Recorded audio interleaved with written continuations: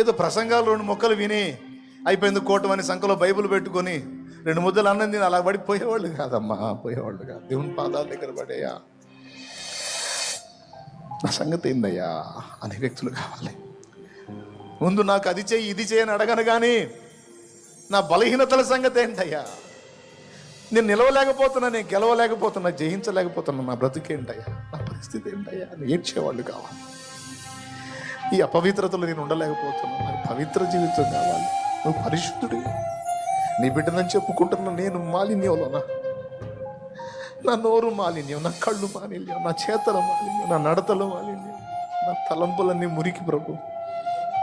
కానీ నీ వాక్యంలో చెప్పావుగా, నా ఆత్మని నీకు ఇస్తాను, నూతన హృదయాన్ని నీకు ఇస్తానని చెప్పావు. ఈరోజు నన్ను అలా దర్శించకపోతే నాకు బ్రతికే చేదుగా ఉంది తండ్రి.